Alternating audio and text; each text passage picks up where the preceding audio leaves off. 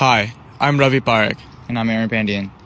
In our freshman year of college, our close friend took the lives of himself and his family in a tragic murder-suicide.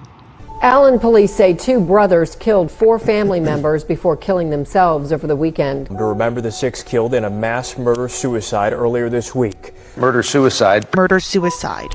Like none other in Allen's history that's certainly shaken this community.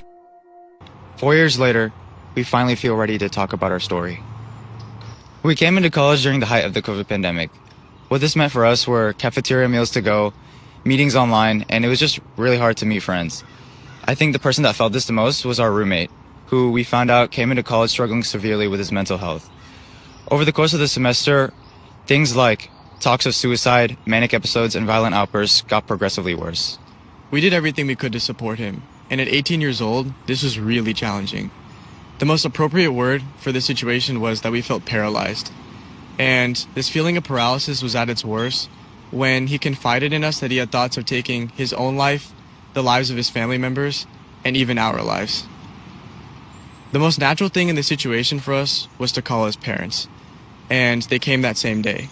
They took him home, he withdrew from university, and we were optimistic about his improvement. But on April 5th of 2021, we got a call from a friend back at home that him and his family had been found shot dead in their home. We felt disillusioned, and I remember Aaron and I kept looking in each other's eyes, repeating, "I can't believe he actually did it. I can't believe he actually did it."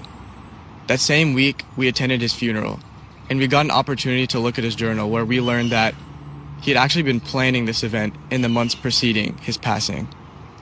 We also learned that his parents, although really loving and wanting to support him, just didn't know how to. While we were dealing with both guilt and grief, we focused on how we could turn this tragedy into a vehicle for positive change.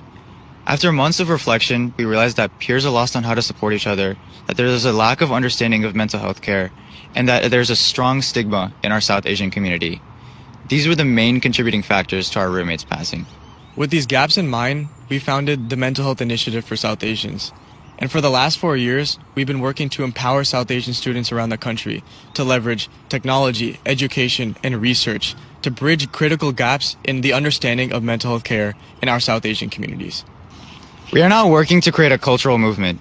Follow us on our journey, and together, let's normalize these conversations and break the cycle.